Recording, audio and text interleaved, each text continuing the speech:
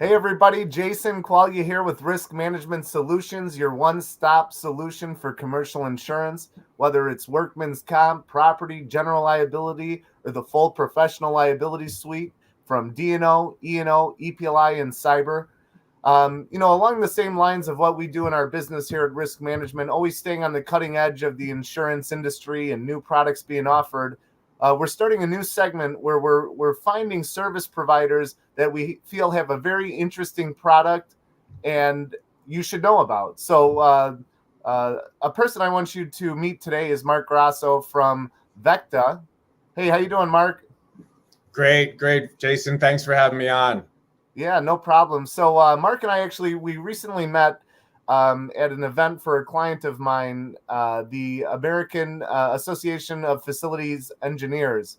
And when Mark and I met, he had such a novel, unique product that will really help a lot of building owners, companies that own real estate, CFOs, anyone who's trying to get their hands around the renewable energy space as it relates to their facilities. So, but before we get into all the weeds with the renewable energy, Mark, tell us a little bit about yourself. Where are you from? What do you like to do? And what's your favorite pizza place? Yeah, thanks, Jason. Wow, pizza. That's a good topic for me. I live in Pennsylvania now. Grew up and spent many of my business years of over 22 years with AT&T, serving global accounts out of New Jersey and New York City region. And happy to have made a transition from AT&T. It was a great company to work for a long time, but looked for a new change and found something in sustainability, or was looking in the sustainability space, and found an amazing company called VECKTA. So out here, I like to mountain bike and hike, but I think if you look behind me, you can see probably my other passion is playing drums and percussion. I'm a semi-professional drummer too, so I've never stopped. Semi-professional to me means having kids and business career did not stop me from playing every couple weekends and coming home with maybe a couple $100 or at least free drinks and having a lot of fun. Well, hey, listen, it looks like you got a professional setup there. Can we get a little sample? I'm not going to get behind the drum set, but there's always a hand drum around or something. I never have. Look at that. There's always a drum nearby.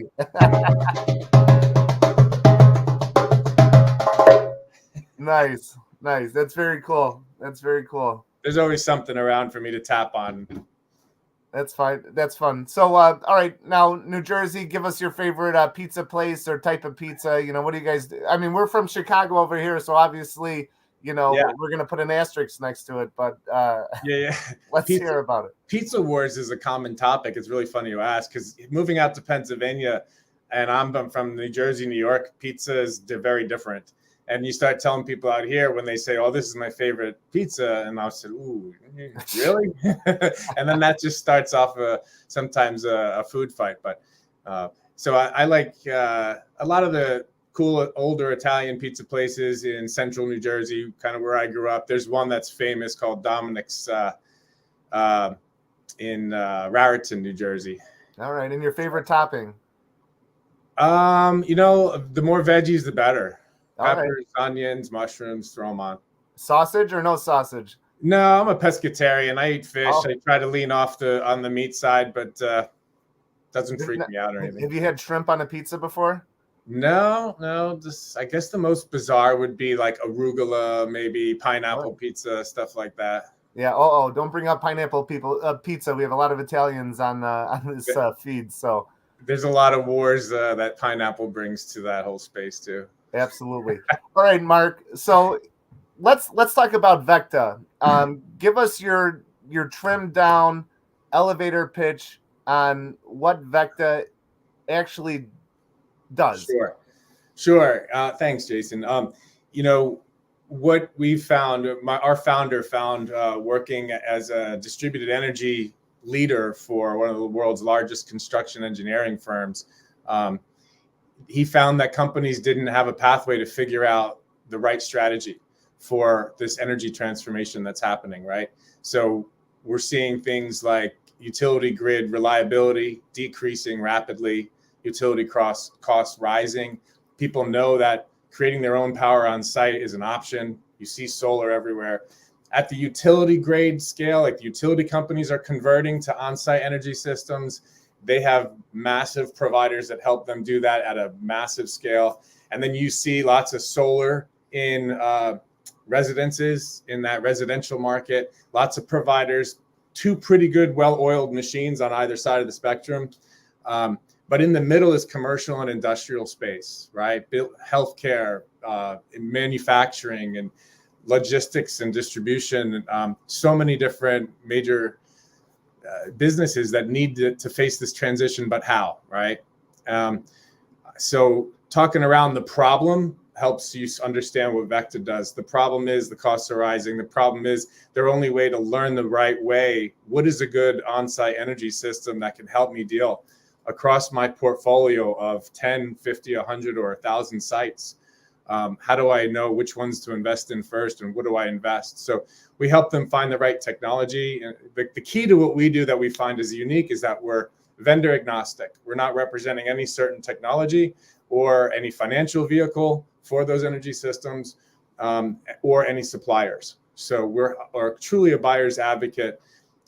We help them figure out the right technology, the right sites in their portfolio that have the best business cases where they're going to realize some profitability. And then we help them find the right suppliers. So, well, I mean, why should large manufacturing companies, and we work in a couple different verticals, industrial manufacturing, healthcare. And what we've found is, they're realizing their utility costs are rising. And we kind of look at the energy utility space as a supplier. You're the company that brings you your electricity is a supplier. And you used to just write that check every month and it's a line item and you do it. But if you look at it as a supplier and you say, what would I do with a supplier who's becoming more and more unreliable, right, whose costs are going up, and is really not rapidly doing anything to fix those things as a supplier? You'd look for another supplier. Absolutely. Right. So you have to look at that if you want to maintain your business continuity and not be at risk for outages.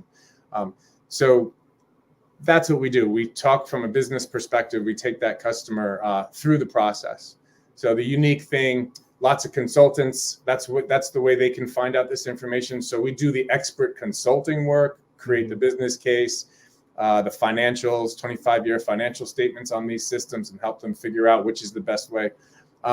Consultants do that, but that's a very expensive proposition, hundreds of thousands of dollars sometimes across their portfolio to crunch all that data. And then often consultants aren't necessarily unbiased. They have suppliers that they recommend. So the other way is they could take pitches from solar providers, battery providers, EPCs in the market. But they're obviously not going to be unbiased either. So we're truly an unbiased information source partner.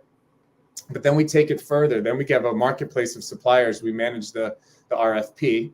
Once we've done the financials that your CFO approves and says, yeah, this is the right site. This is where our payback period threshold works. The ROI works for us. Let's do this. This is money left on the table if we don't do it. And when we do that, then when we show them that, then they can do an RFP with us rapidly in our software platform, which brings the RFP out to qualified vendors in the marketplace in region. So we marry that supplier to the buyer in an educated, rapid fashion. How's that? That's not quite an elevator pitch. That was about a 10-floor elevator pitch. But I think you actually hit on everything that you guys do. And I don't know if it's because we've discussed this a couple times beforehand and I have a good grasp of it, but I think you did a great job of explaining exactly what's going on. And, one of the reasons your product was so interesting to me is because when I'm out, when I'm out in public, I'm running into people selling, what do they call it? People selling the electric and the gas. Yeah, well, basically brokers, right? They're Yes. helping in the deregulated market. Companies can buy they can source their gas and their electricity from different providers. So I'm running into brokers. We're running into the suppliers who are having renewable energy programs where you get a 10% reduction for right. Taking on solar and wind. Right. Then I'm running into installers of solar panels and The other space I'll jump in is efficiencies. So the trajectory or the trending for a company to face this, right? They have net zero targets. They have to hit whatever 2030, 2050 targets they're putting out there. The trending to accomplish that, decarbonization and net zero targets, is efficiency. Run your operations as efficient as you can. And there are suppliers out there who are teaching you how to do that, who have products how to do that. In manufacturing, there's all sorts of smart valves, control valve systems. So systems are only running when they need to, recirculating heat, things like that. So there's efficiencies, but you can only get so far down that path with making your operations more and more efficient. At some point, truly generating the energy on site, it does so much more than just help you reach your decarbonization goals. It actually can be a profitable venture. And then essentially you're able to de-risk your company, unlock value that's trapped in your company. There's obviously right now there's the IRA tax credits that go into the financial statements we prepare and show you where that works. But it's a complicated mess. I mean, it's how do companies figure all this out? They're experts at producing their product and going to market, and their procurement team knows how to find a supplier for things that they generally do. But their ops team and their CFO team and their procurement team are not energy buying experts. They're certainly not an on-site energy building experts. And you're talking about, the difference between finding out where there's a 10-year payback, 7-year payback, 5-year payback, buying systems. Maybe there's on-site PPAs. People don't understand that. Sometimes they know a little bit about that. But what's PPA stand for? Power purchase agreements. So there's options. There's financial vehicles, we call them in the on-site energy system. A power purchase agreement simply allows someone else to build and own that asset on your property, that solar or battery farm. Interesting, right? It's at a zero capex cost to you, but so you're going to be able to contract the energy usage from that asset at a much discounted rate compared to buying it from the grid. Because you're getting it direct from the source as opposed to having it. Correct. You're getting it from that supply, that supplier on your premise, but you didn't have to put any capex outlay to build it on site. Absolutely. So you get the decarbonization stats that help you towards your net zero goals, but you're not going to own that asset after X amount of years when it's paid off, and then actually be producing energy for free, essentially, other than maintenance costs. Well, I know a lot of CFOs, depending on the company, are very protective of their balance sheet, and they don't like adding, long-term debt and things of that nature. So, and you know what? Again, it's the right solution for the right. It's finding the right solution. It's a financial vehicle solution. It's an option, but when is that the right option over another? Right. And that comes down to, digging into the weeds financially and looking at financial statements of modeled systems for you and being able to produce those models for you quickly across your whole portfolio so you can start deploying and seeing these savings happening in your company at scale and quickly. So Mark, we talked about efficiency, which it's not a new one. Actually, efficiency was like one of the first programs in the renewable energy space I was aware of maybe 10, 15 years ago. But it totally left my mind because I don't hear too many people talking about it. But do you guys pick up at the efficiency phase, or do you pick up after that? Well, I think that companies it's a low-hanging fruit to, it's just a fun term. I say change the light bulbs out, but it's so much deeper than just light bulbs. It's Absolutely. like I mentioned, it's the whole process. It's control. Ballast, sensors, right. Heat circulation, right. Efficient. And essentially that's low-hanging fruit because that's not any major change. It's just inserting different steps within your process and cutting costs, cutting carbonization, cutting your carbon. But it's not, then like I said, at some point, you won't reach all of your targets. You haven't decreased your risk to the utility grid. So you still have to look at on-site energy systems to kind of really take another exponential step in that journey, that energy transformation journey.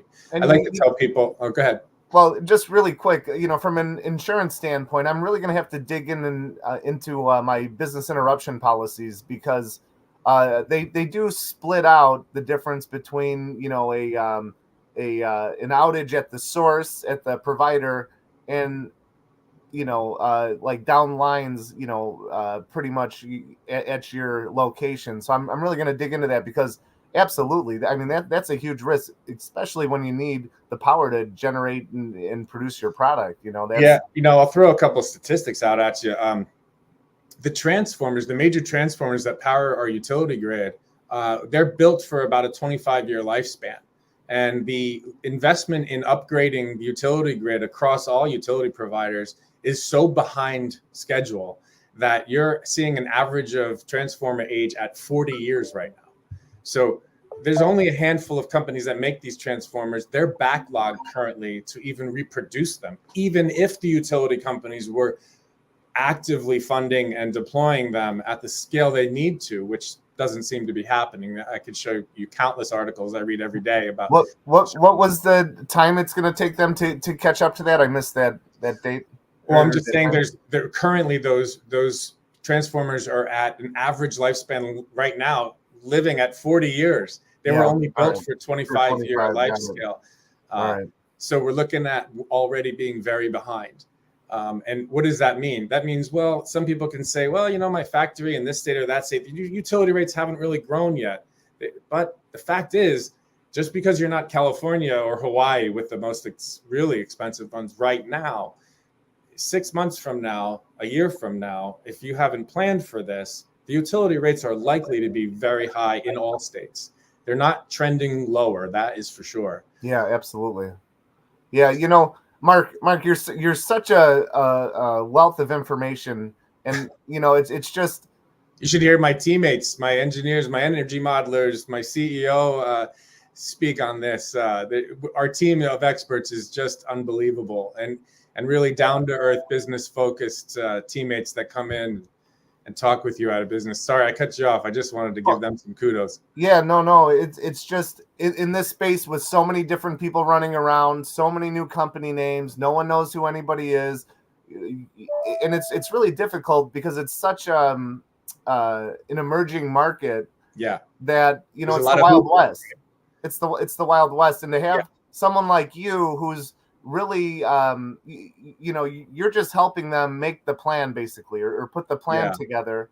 You're someone that I would trust for my clients to really give them a layout and explain to them what the opportunities are, this, that, and the other thing, and take them through the process, as opposed to you've got an efficiency guy here, you got a guy who does solar here, you got a wind guy here, Yeah, there's a lot of hoopla, Jason, a lot of flying around hoopla, and I like to tell prospective clients that don't let the hoopla and all the articles and everything out there steer you towards this way or that way, or away from something. I mean, if the actual productivity of these systems and the cost of these systems is, the productivity is going up, the cost is going down every 6 months dramatically. So your business cases are changing. Where you thought it wasn't a good business case could be a very good business case 6 months from now. But what I like to tell people is, don't look at this just because of the hoopla any different from any other major infrastructure investment. Right. Your steps are to get information, to look at the financials in an unbiased way. If you need a partnership with a company like ours to help you do that, and then you make a smart financial decision on where to invest. People are making these decisions right now on renewable energy one way or the other, without doing the proper work, without having an unbiased partner help them walk them through it. They wouldn't do that if they had to change their entire manufacturing system. Oh, right. Yeah. They would stop and they would do a full study, and they would get a partner to do it who's not just selling them something, but actually a partner who's invested in showing them the right strategy. So take that same approach with on-site renewable energy, right? Yeah, and it's understandable because it's so much to get your hands around, and that's why when I met Mark, I said I got to hold on to this guy because he's good. He's good. So Thanks. No, I think you pretty much hit it on the head. And anybody, if you're interested in meeting with Mark discussing VECKTA, I'm going to go ahead and post his contact information. He'll be tagged on this post. But if your company is putting that a burden on you to investigate the renewable energy and your facility upgrades, please reach out to Mark. Once again, as you can tell by this call, he's very knowledgeable. He's got a team of engineers behind him. He's definitely somebody that you guys should know. So, Mark, do you have any closing thoughts? closing rhythm. Play us out, Mark. All right. Keep going. Keep going. No, it's all right. Thank you for having me, Jason. Yeah, absolutely. And once again, Mark, thank you very much, and we'll keep in touch. Cheers, man. Be well. All right. Thanks, everyone.